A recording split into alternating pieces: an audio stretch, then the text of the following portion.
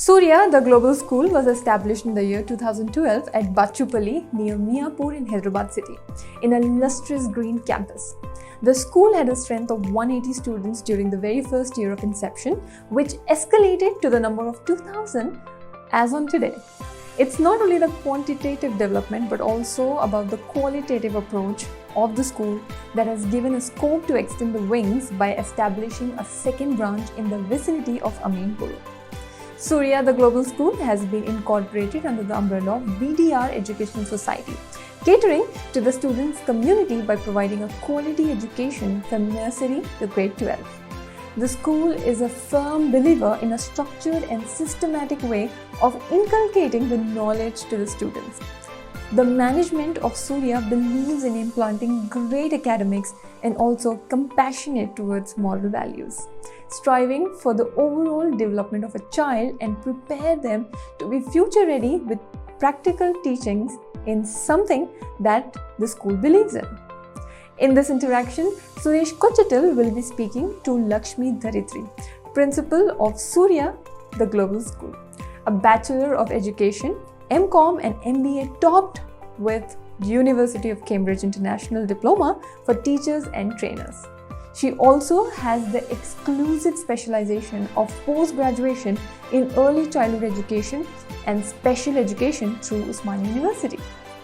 With this inclination of academic background, Lakshmi Dharithri started her career as a teacher and was a part of many reputed schools handling IB, PYP and IBDP curriculum.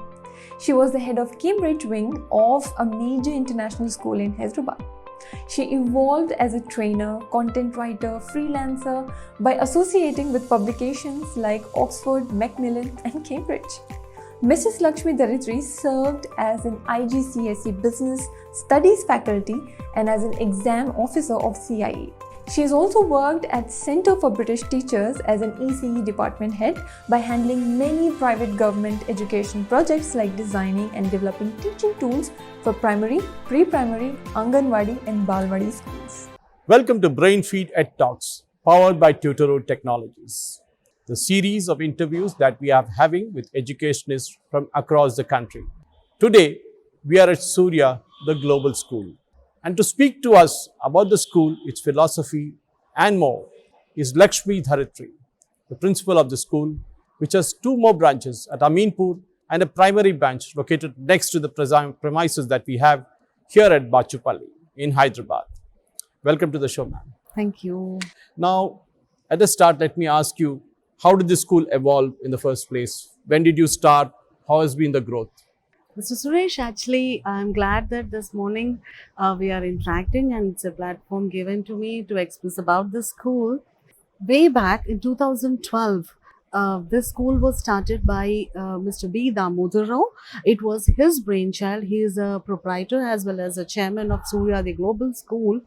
He had a great vision to give back to the society in the form of education. That's where, though he was a core entrepreneur, he ventured into the education field and he had get along with so many academicians. After brainstorming, he had evolved this institute of Surya, the global school, under the umbrella of Ajiro Educational Trust. It's a basically trust-based organization, and along with B. Damodar Rao Garu, we have quite an eminent board members as a board of trustee. And these people are from the various versatile fields, I should say, be it finance, legal, management, administration and academicians, and their stalwart and expert involvement had really shaped up the institute to this level. Now, when you started the school, there must obviously, as you rightly described, there's a philosophy behind every school. Why do you set it up? Now, as you keep growing, you have one in Aminpur apart from the one in Bachupalli, and then you have next door a primary school. Over the years, as a principal, when you see the school grow, what are the challenges that you saw as the school was developing into a full-fledged institution? See, basically in the present trends, definitely when you're talking about the expansion of the school, yes, no one definitely when they venture with, they will be thinking about the expansion or this will be coming in this form of a shape. But beginning inception year, we thought we wanted to give best to the students, especially, and especially the parent group. The major stakeholders are students and teachers, undoubtedly. But in the present scenario, parents are the ones who are really influencing the system, and we wanted to come out of that nutshell. So organization should have its own systems in place, not that getting carried away with number of, if we have 2000 parents, we can't run the organization with the perception of 2000 members. So we wanted to run it under the sound principles, and that's the reason we have a clear cut SOPs in place, and everything is systematized. That's how we we started. But of course, every organization will be having a teething issues. We evolved, we could overcome, and today we have come up to this shape of 3 branches where with us we are having 122 teachers working with us. And here the major challenge what you're talking about would be a skilled human resource at various levels, various departments, and various domains, I should say. See, organization is not just a infrastructure or just with the machinery. It's men who make a difference. And there I feel there is a skill deficiency where at every level we need to literally pour upon a good enough amount of effort to bring up that skill in the human resource available in the organization, if you are aiming for the better outcome, or rather best outcome. So you spend a lot of time training your teachers, Yeah. training your other faculty members, support staff, everybody to achieve that situation where they deliver the best of classes, best of lectures to the students. Now, do you think in a present scenario where we went through a 2-year pandemic, we saw a total change in the way education is provided? There was more of online teaching, where students were stuck in their homes, teachers were also stuck in the homes, and naturally, when you moved in from an online to an offline mode, there would have been a huge amount of challenge there also in terms of teaching. And definitely technology would have played a major differentiator there. What do you have to say on that? Undoubtedly, as you said, it had taken a major step. But if you talk about the major challenges post-COVID or the scenario after coming up physical reopening of the school, would be too many major factors, and there are few minor factors as well. And it's a universal phenomena. It's not just our school or every educational organization is facing more or less the same phenomena. But here majorly the board examination aspect I would like to stress more upon. Firstly, before anything, if we talk about the post-COVID, the word itself is so mesmerizing, where all of us were dreaming beyond our imaginations because of the ambiguity what we were facing from past 2 years, desperately waiting that when we will be coming back to normalcy. And after coming back to normalcy, here from past 2 years, there was a lot of uncertainty happening in regard with the board examinations, because ultimately the schooling ends with the formal authentic assessments of the board, being a CBSE school or any other curricula of international. So in regard with the students and parents, equally parents face lot of problems, lot of hitches in regard with the schedule as well as the pattern of the examinations. There was no consistency. There was no clear-cut clarity how exactly they are supposed to. Hope so that in coming days of this year or henceforth from this academic year, things will fall in place, because last year also there was a lot of ambiguity. That was a major challenge faced by the teachers, school, parents and students.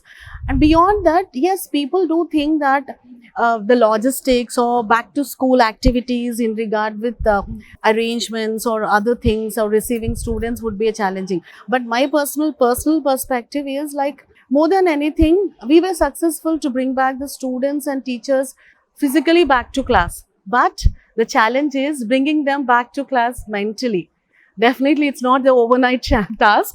It will take its due time, but yes, hope so. We will definitely be successful in that as well, because unless and until they're mentally involved, they can't do wonders. One of the most common complaints about the Indian education system is that we have more of learning by rote. Okay, there is a textbook, you follow the textbook, the students are taught in a certain way, and there are steps for every mathematical problem or an answer to be given. The child is not taught, a child is not encouraged to go outside this boundary. Because any child who does that is considered a troublemaker or a kind of a rebel.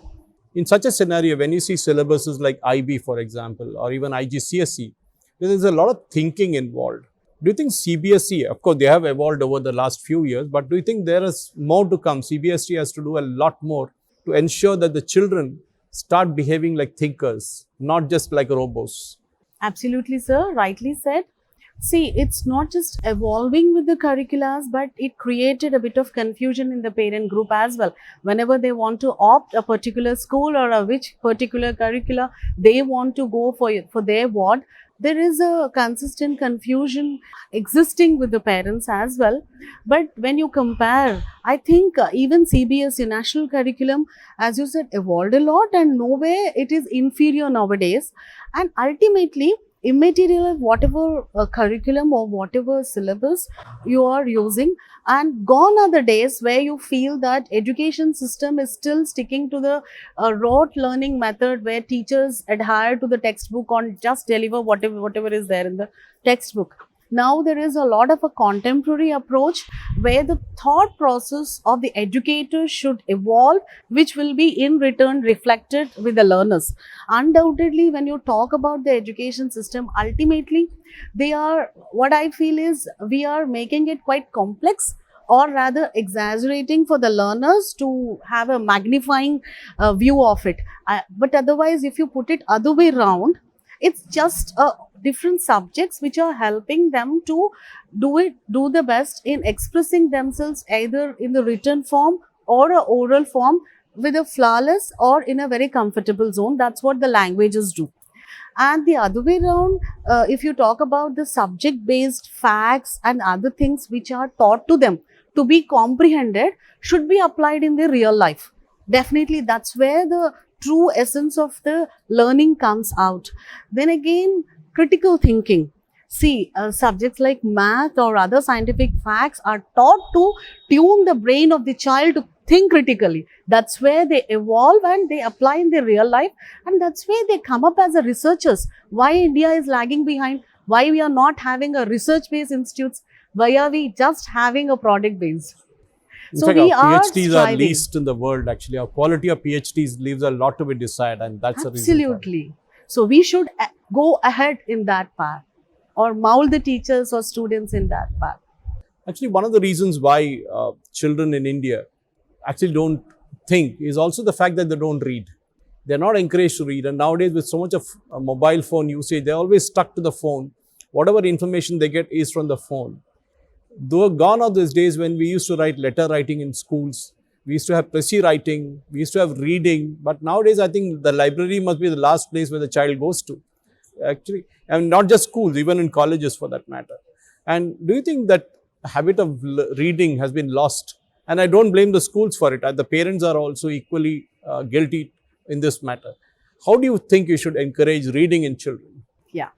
Actually, as you rightly said, but yeah, I would like to quote one thing over here. Children in India, but children are children wherever you go, universally. That is there. So it all depends how we mold them, immaterial, whether it is in India and abroad.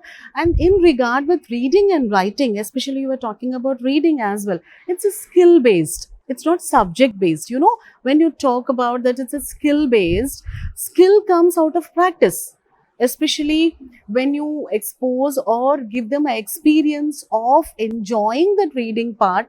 And children, they get stuck when they are not fluent in reading, or when they are not confident in reading without any hiccups. That's where they're stuck and they feel it quite boredom.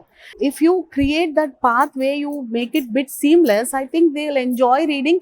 And rather than anything, that is a good peer time what we can give it to the students. And here I would like to emphasize one more thing.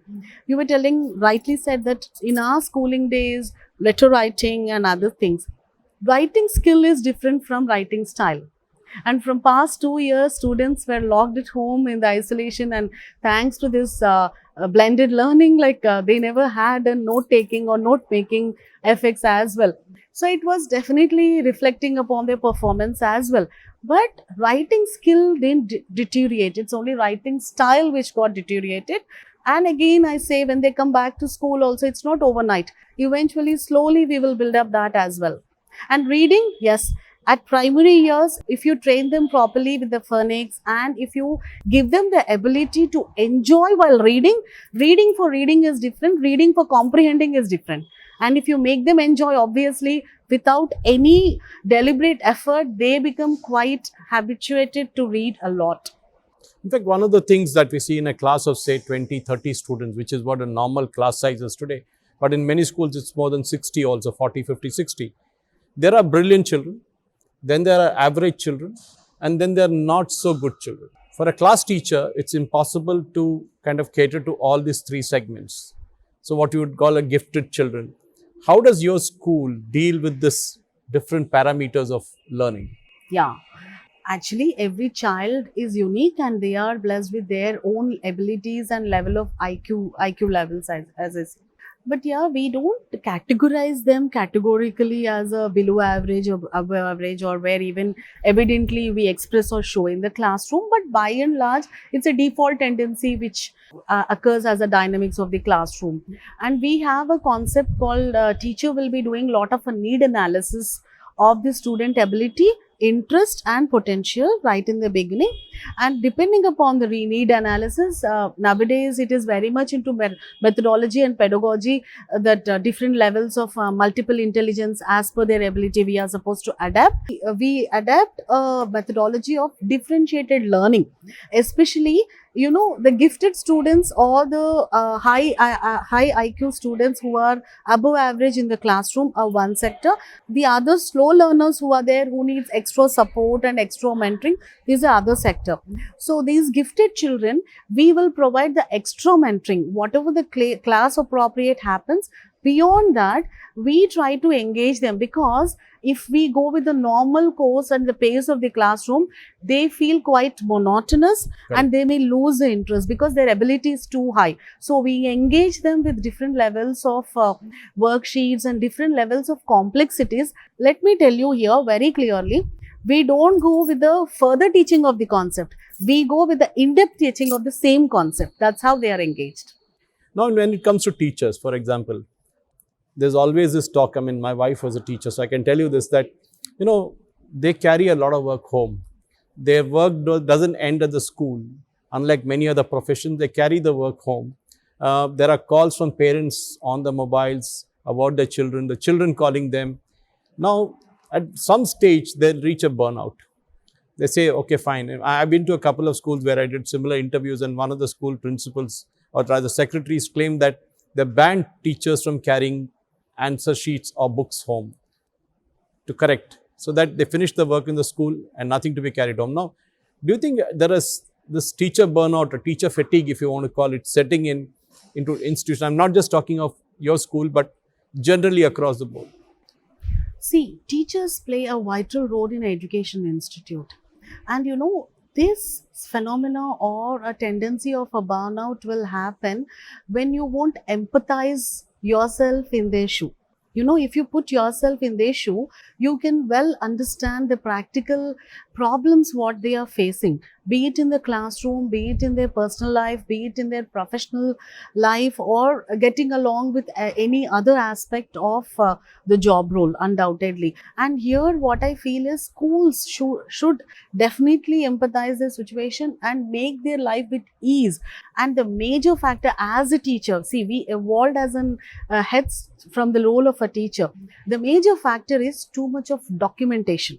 That's Nowadays, schools insist the teachers to do a lot of documentation for no use. I say because what you write, you should do it in the classroom. Rather than that, putting more in a writing, do more with the students. Engage yourself more with the students. We believe that and we practice that in Surya. Rather than the too much elaborated documentation, enjoy your teaching and spend much time with the students to understand them. And as you said, yes, taking back work home. Here, if you adapt a paperless zone, I think less of work back home, thanks to digitalization. And from past 2 years, the way teachers have evolved tremendously, being quite tech servers. Nowadays, no assessment is done through corrections. Annotations are in place, MS forms in place. So that's how we are. See, it's again a collaborative work, how to we need to have a shift from hard work to smart work, and it's a collaborative approach. And that's where we are open to the teachers. And I proudly announce that at Surya, from past 7 years, the attrition rate is just 2%. Oh, that's wonderful. Just 2%. Teachers doesn't leave us, and we don't let go the teachers because they are our asset. Yeah, I think that's most teachers, many teachers in many schools get into administrative role also actually. Doing a lot of admin, worksheets for example, can be done by another department and given to the teacher, but that kind of goes above and into the teacher's bucket. I don't really believe in that, because teacher knows best what to be done in the classroom. Someone else sitting in the R&D department doing on her behalf, he or she may not be knowing her learners. Depending upon the class dynamics, depending upon the need of the topic, depending upon the need of the situation, and where exactly a student needs an improvement or reinforcement, a worksheet has to be prepared, an assessment has to be done. So teacher and my teachers are quite comfortable to take up that, and they love it. Now, when it happens, and most of us have gone through it, is tuitions. They come to the school, finish the school, go back home by say 3:34, and then they get into tuitions. Now, I don't know whether it's a necessary evil as such, but there is always a gap of the expectations from the parents as to what is taught in the school and what they think their child should have. Now, of course, you have apps like Tutoroot, which actually kind of bridge that gap. But do you think a time has come where, there has to be a technology-based assistance to teachers also to bring in a lot of content from outside, from many such online edtech platforms, and so that they are helped in terms of bridging that gap between what is taught in the classroom and what is actually happening in the modern world out there? Do you think this blended form has to work? So you're talking a tuition for a student, yeah. for a child. See, yes, as you said, tuitions used to be a classic way, I say, way back when a lot of a rote learning method or a methodology was existing. A repetition can happen in the tutoring, but now, gone are the days. Now, even if a child is engaged with the tuition, when the homework pattern, home assignment, or even the classroom tasks are going to be quite innovative, how well a tuition teacher will be justifying the need of the learner, which is a big question mark. And here, when you're talking about the digital platform, undoubtedly it is very useful, because it goes with the age appropriate content of the child first and foremost, and subject wise the specifications will be well defined and determined by the researchers. And yes, but one thing is there, it should be mapped with the classroom teaching. Something is taught in the class, and at home he is doing something else. So as I said again, it's a collaborative work of the teacher, student, and the parent. And the parent at home who is exposing a child to the online platform also should be well equipped or aware of what has to be done. Not just because it has to be done, it should be in place. It has to be done in a sensible fashion where it should be useful for the student. I think the expectations from the parents are also very high. The moment they pay the fees, they say it's a school's responsibility from here on to develop your child. And quite often I fault the parents for it, that they don't find time to sit with the children and understand what's happening in their school, in their classroom, in a subject. Do you think expectations from the parents, not just you as a principal, but a lot of such principals across schools have told me that parents expect a lot from the institution and they are not willing to take their side of the deal to kind of interact with their own children. They're all busy nowadays. Everybody is busy. So do you think a time has come for parents to also get involved in the development of the child? Undoubtedly, when you're talking about development of the child and involvement of the parent, see, it's an approach where we aim for holistic education. Holistic education itself speaks a volume, In the school, for 8 hours, we can teach them a subject-based learning or skill-based learning, undoubtedly. There are other aspects, socio-emotional aspects, aesthetic aspects, where a family play a vital role. When family is playing a vital role in incorporating or instilling these values in the children, see, there is a value system. See, family can't be substituted with anything in building up the value system in the children. And that's where the society is deteriorating day by day nowadays. And there, I think only the parents can play a vital role. A teacher can be partly shared with it. If you want to really justify the best outcomes of a whole holistic, cognitive, physical, linguistic can be taken care at the max, physical or other aspects of the domains can be taken care, but strongly I feel socio-emotional aspect and aesthetic aspect will be well trained at family end, and that's where the role of the parent is quite vital and they need to take. In fact, an adjunct to that same question is also the fact that our children, especially the Indian children, are not taught to face failure.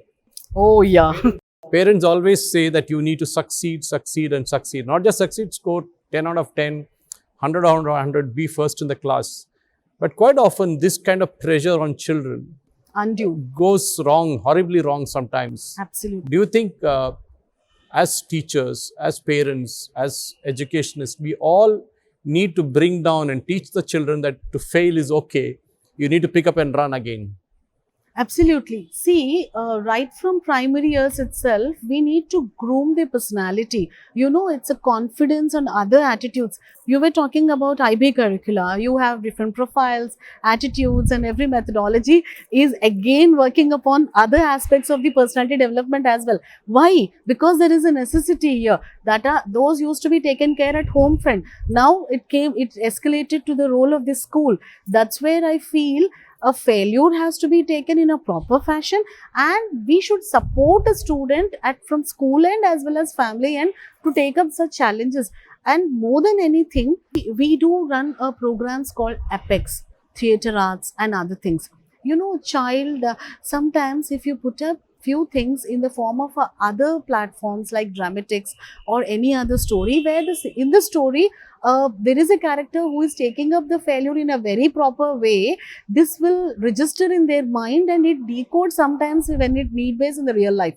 You know, such platforms should be created, and it all depends upon the personality. Few students will be having bit of introvert personality, few would be bit sensitive. The emotions will go, the graph is quite ups and downs, but still we need to bring the consistency in their emotional balance, which is again a part of I think default counseling has to happen. A default approach should be there by the teacher, by the parent, by the school, to build up that courage and the personality amongst the students. In fact, that brings me to the next question, of course, is the penultimate question for you. Is the fact that in India, either you are an IIT, that either you are an engineer or a doctor, or you are a good for nothing character. Now, abroad, you see a lot more different aspects. There is a lot of stress on dramatics, as you mentioned, on music, fashion, biotechnology. There are so many other fields where a child can excel and make themselves a professional. But in India, typically, I think you must be facing the pressure. Do you give IIT coaching? Do you give NEET coaching? And parents push what I call their unrealized dreams onto the children, that they couldn't get into an IIT, so they want a child to get into an IIT. They couldn't get into an IIM, so they want a child to get into an IIM. Do you think children should be encouraged also to say that there are many professions outside what they think, and they can be a successful person in spite of not being an engineer or a doctor? Rightly said, the pseudo expectations and perceptions of the parents which are imposed upon the students is a high task nowadays, and immaterial. Though there is a good enough generation gap, even the present trend, parents are also acting in the same way. They are starting and ending up with only medicine, NEET, JEE mains, and they speak only that language.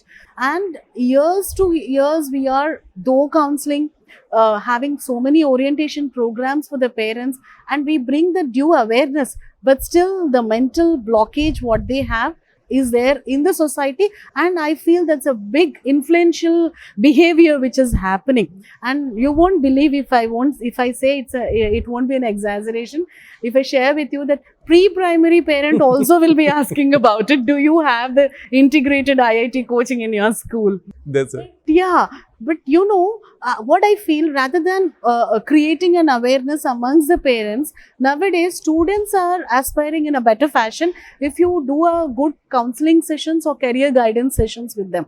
And you have wide range of career opportunities available right now. For that matter, my own alumni student who was with me 9 years back, she had ventured into a flying club. Okay, she was a student of a flying club, and now she established her own flying club with a license from the civil aviation. That's how they are venturing. And one was a shoe designing, jewelry designing. That's it. There's These are so many options available. It all matters how you groom the child. And even the sports and fine arts had definitely taken a correct front seat. If a child is really blessed with that sort of a skill, we should encourage, and they can excel more in that, rather than, not that everyone will have only cognitive skills. And the study also says the same thing. Psychomotor and affective skill correct domain also should be given equal importance. Now, as we close this conversation, I want to ask you about the future. Of course, not just future of your school in terms of expansion, but where do you think education will finally end up, say 15 years from now? I'm sure you can't even predict 15 years, say 5 years from now. There is a great generation gap from batch to batch, what we are seeing right now. In fact, after post-COVID, the pre-primary batch who had come, I was speechless and astonished the way they are performing. Though they were COVID batch where the pre-primary complete 2 years, they did it online, and they have come physically doing a marvelous job. And education, going ahead, if you talk about our own institute, definitely now along with basically, if you look at Surya, the global school, with this quality of infrastructure and the academics, what we deliver, or quality of education, what we give to our students, we keep our fee structure, everything quite affordable for all class. We wanted to bring the quality education even for the middle class. That's the reason in this vicinity we charge very less fee, because we are a trust based. And on the same principle, it's not that we are evolving horizontally, we wanted to evolve and expand vertically as well. Along with multiple branches of schools, we are thinking to come up with a higher education as well, because nowadays higher education in Indian context, you were talking right from the beginning, in Indian context, education had become a class-wise approach, where each society is having its own approach, and the economic affordability of education depends upon various institutes what they are charging for. We wanted to keep it quite affordable for everyone, be it the management studies or technical study or legal or any other professional studies. Eventually we will be evolving in that fashion, undoubtedly. But when you talk about in general aspect throughout the nation, how exactly it has to be, I think we should first and foremost eradicate this confusion amongst the parent group. If you really empathize, they are the victims. That's true. And we shouldn't make them suffer that way when they are taking an admission. So please keep the system into a bit simpler way. I think it is a question escalating to HRD department, ministry as well. That's At the same time, when you go ahead with the higher education, it's not just again down the line, at least after a decade, we should overcome this scenario of just aspiring for just 2 to 3 professions, because like we have extinct animals, we may be having extinct professions where India would never like to, because even Prime Minister is encouraging a lot of skill education, skill-based, skill That's India. true. Why? We should not be deficit of a skill in India. And our culture speaks a lot about it. we should be job providers, not Yes. And researchers, they should come up with the discoveries and invention, not just the followers. We should be the initiators. Thank you very much for the wonderful conversation, Lakshmi ji. And I'm sure that as we go ahead, we will discover new methodologies of teaching, learning, and of course, excelling. Ladies and gentlemen, that was Lakshmi Dharithri, principal of Surya the Global School, speaking about education from different perspectives. Her school, how her students kind of build up their education, their teachers, and of course, the future. Thank you for watching Brainfeed EdTalks, brought to you by Tutoroot Technologies.